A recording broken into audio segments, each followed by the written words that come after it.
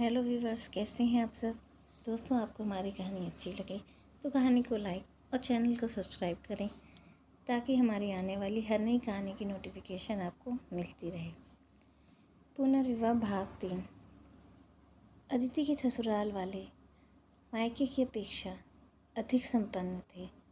यूँ तो उसका मायका भी खाता पीता सामान्य मध्यम वर्गीय परिवार था, किंतु उसके ससुराल में तो नौकर चाकर भी थे। बर्तन साफ़ करने और सफाई वाली के अलावा खाना बनाने के लिए एक कुक भी थी, जिसका नाम राधा था। क्योंकि परिवार में सिर्फ उसके पति अनुराग और उसके ससुर ही थे, इसलिए कुक रखी गई थी। उसकी सास की मृत्यु बहुत पहले, जब उसके पति छोटे थे, तभी हो गई थी। पहले जब अदिति के रिश्ते की बात अनुराग से चली थी तो अदिति को थोड़ा टेंशन हुई थी कि वह भरे घर में रहने की आदी है, इतने छोटे परिवार में कैसे रहेगी। लेकिन उसकी बड़ी भाभी उसे छेड़ती, अरे अदिति, न सास है न ननद, ऊपर से नौकर चाकर भी लगे हुए हैं, ऐसा घर तो नसीब वालों को ही मिलता है। पर अदिति को यहाँ बहुत अकेलापन लगता। पति तो सारे दिन के लिए चले जाते और ससुर भी कम बोलते थे।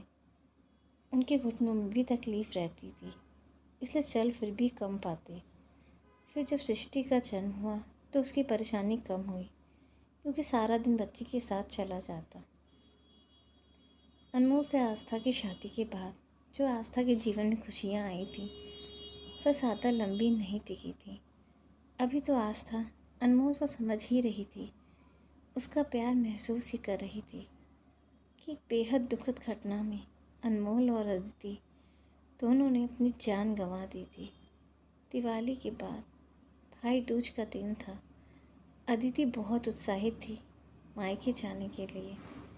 वैसे तो उसे हमेशा ही वहाँ जाकर खुशी मिलती थी, लेकिन जब से आस्था, जो कि उसकी सबसे अच्छी सहेली थी, उसके घर उसकी भाभी बनकर रहने लगी थी, तब से तो वह मायके जाने के लिए हमेशा ही ललायत रहती।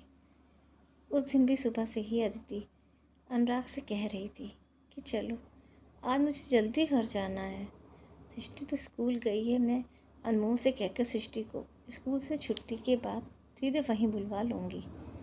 चूँकि अनुराग की छुट्टी नहीं थी, तो उसने कह दिया कि वह शाम को ही उसके साथ जा पाएगा। अदिति को गुस्सा आ गया। वह बोली, रहने दो, मैं अकेली ही चली जाऊँगी। एक तो घर ऐसा जहाँ मेरे सिवा कोई दूसरी औरत तक नहीं। कम से कम तुम्हारी कोई बहन ही होती तो आज त्योहार पर घर तो आती। अनुराग ने उसे चिढ़ाते हुए कहा, हाँ, वह तो नहीं है, और जाना भी अकेले ही पड़ेगा, क्योंकि मेरे सिवा तुम्हारा सहारा ही कौन है। इस बात से अदिति को और भी गुस्सा आ गया। वह बोली, अच्छा ठीक है, मैं तुम्हारे साथ जाऊंगी भी नहीं। अपने भाई को एक फ़ोन करूंगी, वह मुझे लेने आ जाएगा। दो भाइयों के होते हुए मैं बेसहारा नहीं हो सकती। अनुराग ने कहा, ठीक है, मगर मेरे लिए शाम की सब्ज़ी बना कर रख जाना। राधा रोटियां बना देगी, मुझे उसके हाथ की सब्ज़ी नहीं पसंद, कहते हुए हंसते हुए चला गया। इसके बाद उसने अनमोल को फ़ोन किया।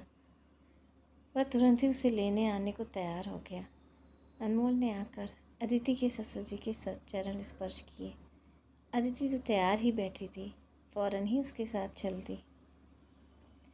वह अनमोल के साथ मोटरसाइकिल पर निकली थी कि रास्ते में एक मोड़ पर सामने से ट्रक आ जाने पर अनमोल मोटरसाइकिल संभाल नहीं पाया और एक भयंकर दुर्घटना में दोनों की मृत्यु हो गई।